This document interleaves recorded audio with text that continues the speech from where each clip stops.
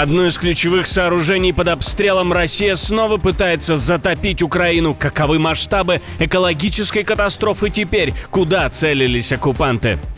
Нападение на главный аэропорт. От дронов переходим к наземным угрозам. Есть пострадавшие. Резкие заявления президента, которые могут перевернуть всю мировую политику. Шутки кончились. В Европе готовы начать новую войну. США больше не союзники? Трамп набросился на украинцев с обвинениями. Что случилось теперь?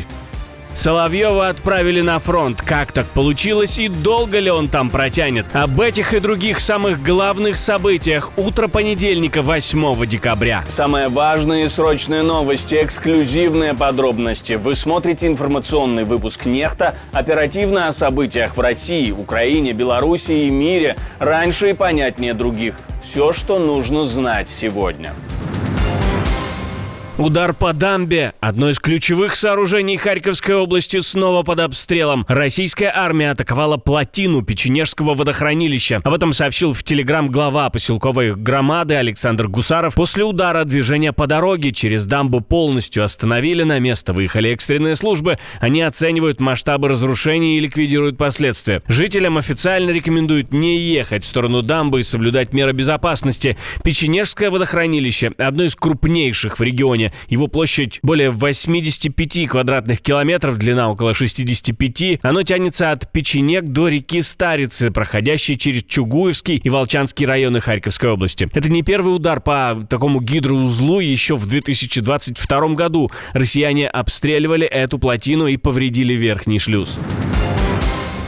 Война в небе над Украиной вошла в новую фазу. Россия начала бить не просто по инфраструктуре, а по тем объектам, которые до сих пор считались практически табу. Без них миллионы людей буквально не могут жить. Военный обозреватель Бильд Юлиан Рёбке отмечает, что с конца ноября россияне кардинально сменили тактику нанесения воздушных ударов. 5 декабря удар по узловой железнодорожной станции в Фастове под Киевом. Раньше по железной дороге системно били в основном на востоке страны. Теперь под прицелом логистический узел в глубине центрального региона. Отдельный удар прошелся по сортировочному центру Новой почты в Днепре. В результате прилета сгорели десятки тысяч посылок, в том числе грузы для военных. Логистику пытаются ломать не точечно, а на уровне крупных узлов. Под огнем оказались и медицинская система. После удара по складу во Львове без поставок остались около 600 медучреждений. Во время атаки 6 декабря в Днепре были уничтожены склады с марлей и бинтами. При этом энергетика остается одной из главных целей. Разрушение сетей и подстанций привело к тому, что в ряде регионов люди живут по 12-16 часов в сутки без света.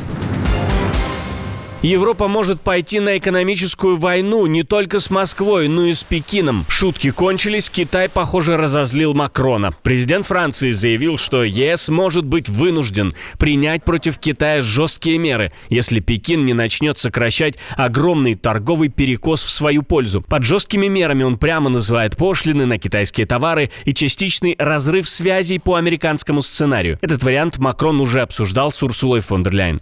Я пытаюсь объяснить китайцам, что их профицит в торговле не является устойчивым, потому что они убивают своих собственных клиентов, в частности, практически ничего не импортируя от нас. Макрон при этом обвинил США в том, что их линия с КНР ненадлежащая и фактически только перенаправила китайский экспорт в Европу. Сейчас, по его словам, ЕС зажат между Вашингтоном и Пекином, а перекос Китая в торговле с Союзом вырос до рекордных 143 миллиардов долларов за первое полугодие 25-го, тогда как дефицит Франции с Китаем достиг 47 миллиардов евро. При этом Германия, как признает французский лидер, далеко не полностью разделяет его линию на жесткость. Министра отправляют в армию, пусть и бывшего министра, но тем не менее, говорит, убегать не буду, если нужно, пойду воевать. А раньше не пошел, потому что и так воевал. В общем, смотрите. І прийде повістка, я не буду тікати за кордон. Я присвятив війні 2,5 роки свого життя, починаючи з першої ночі, коли взагалі ніхто не вірив, що ми встоїмо. Я нікуди не тікаю, сиджу вдома і сьогодні, ще раз кажу, я не пішов добровольцем, тому що я 2,5 роки займався війною, так. Але і тікати для того, щоб уникнути мобілізації, коли це час настане, я теж не буду. Пойдет или не пойдет? Давайте проведем небольшой опрос в комментариях. Как думаете? Пишите обязательно. А вот одного из главных пропагандистов как раз отправили на фронт, якобы в Волчанск. Геолоцировать Владимира Соловьева невозможно, потому что медиа пишут, что он там, а на опубликованном видео говорится, что не совсем. Внизу город, справа больница, чуть дальше агрегатный завод. Волчанск прям вниз, да, здесь идет? Внизу река Волча, течет такой барьерный рубежик. Справа элеватор, вот в высотных зданиях хорошо видно. На одном из паркингов аэропорта люди внезапно начали задыхаться. Вскоре там появились уже не туристы с чемоданами, а вооруженные полицейские. Лондонская полиция получила вызов в многоуровневый паркинг терминала 3 аэропорта Хитроу. По их данным, группа мужчин распылила на нескольких человек вещество, похожее на перцовый газ, и быстро покинула место. Правоохранители считают, что конфликт произошел между знакомыми людьми, а не был случайной атакой на пассажиров. Ну и специальной атакой тоже. Лондонская скорая помощь сообщила в X, что помощь понадобилась нескольким десяткам человек. 5 доставили в больницу. По информации полиции, их жизни ничего не угрожает. Но вопрос безопасности одного из самых крупных аэропортов страны остается нераскрытым. Дональд Трамп наехал на украинцев и обвинил их в коррупции. Дональд Трамп-младший снова прошелся по украинским властям, обвинив их в том, что они посылают на фронт бедных, а саму войну затягивают до тех пор, пока продолжается внешнее финансирование. По его логике, элиты в Киеве воюют чужими руками и за чужой счет. В качестве иллюстрации Трамп-младший рассказал, что этим летом был с девушкой в Монако, и, по его словам, они катались по окрестностям, и едва ли не каждый второй суперкар, Бугатти, Феррари и другие, был с украинскими номерами. Такой контраст между окопами и Лазурным берегом он подал как наглядное подтверждение своих обвинений. Когда я вижу, что каждый суперкар в Монако Бугатти на украинских номерах, становится ясно, богатые убежали. Они позволили тем, кого считали крестьянами, вести эту войну, и у них не было никакого стимула ее останавливать, потому что пока шел денежный поток, они его воровали, никто ничего не проверял. Лидеры, те, кто принимает решения, у них не было причин стремиться к миру, и ничем это не отличается от Путина. Не сыновья олигархов там воевали. Пока Вашингтон убеждает Конгресс, что Украина сражается за демократию, сын президента США рисует совсем другую картинку. Война как фонд для богатой жизни, оплаченной чужими деньгами. Что об этом думаете вы? Пишите в комментарии под видео обязательно.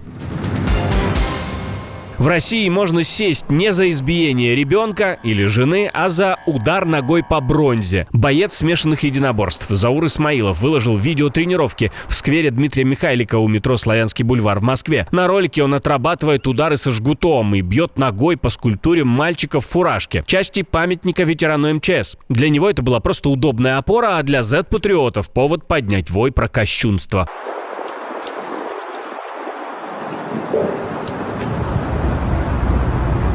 После волны возмущения Исмаилов попытался отыграть назад, записал видео с объяснениями и заверил, что относится к монументу с уважением. Не собирался его оскорблять. Но машина уже подъехала.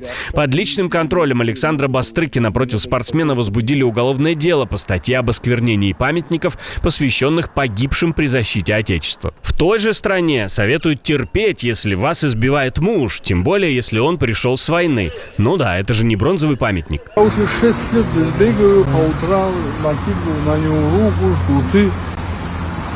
Что за яма? Вы неправильно поняли. Исмаилова задержали, заставили публично каяться, а теперь ему грозит до 3 лет лишения свободы. Формально за удары по бронзовой фигуре мальчика, фактически за то, что попал в новую священную зону российского уголовного права. Все, что можно притянуть к войне, памяти и защитникам Отечества, превращается в уголовку по умолчанию. Очень цинично и очень странно российские пропагандисты признают, что на оккупированных территориях их никто не ждет, и поэтому они просто уничтожают людей. Они голосовали за власть. Власть их всю дорогу устраивала. А заботиться о них должна не та власть, которую они поддерживали, а должен заботиться Путин. С какого перепуга? Ну и про этнические чистки. Не будет ничего страшного, если какая-нибудь краля Галя сдохнет в Коликах. В Чернигове. Потому что в анамнезе у краля Гали будет 3 Майдана. пирожки и чай туда носимый.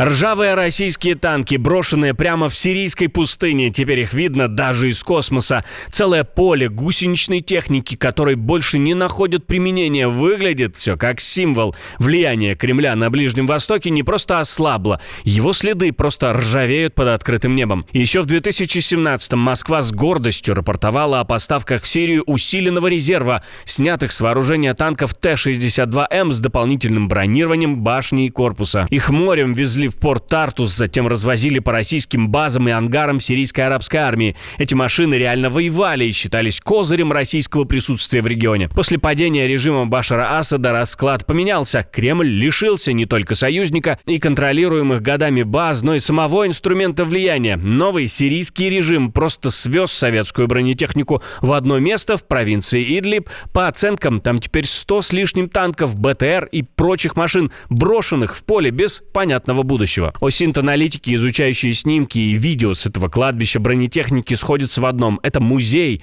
а не ресурс для современной войны. Пара фотографий с забега, и власти мгновенно превращают спортивное событие в уголовное дело. В центре скандала снова не спорт, а женские волосы. На острове Киш на юге Ирана прошел массовый марафон. Около 2000 женщин, 3000 мужчин вышли на дистанцию. На снимках из интернета видно, что часть участниц в красных футболках бежала без хиджаба или какого-либо головного убора. Для сторонников перемен эти кадры стали символом того, что иранки все смелее игнорируют навязанные правила. Для режима недопустимый вызов. Арестованы 2 организаторов марафона за то, что допустили участие женщин без платков. Прокурор Киша заявил, что не только нарушение правил ношения хиджаба, но и сам факт проведения подобного забега является нарушением общественной нравственности. Хотя прогресс есть. Еще несколько лет назад массовое участие женщин в спорте на улице, даже при формальном разделении с мужчинами, уже считалось бы чрезмерной вольностью. Отдельное спасибо, что досмотрели до конца. Спасибо за ваше доверие. Жду развернутых комментариев, лайков и репостов. Это важно, чтобы нас становилось больше. На этом пока все. До новых встреч и хороших вам новостей.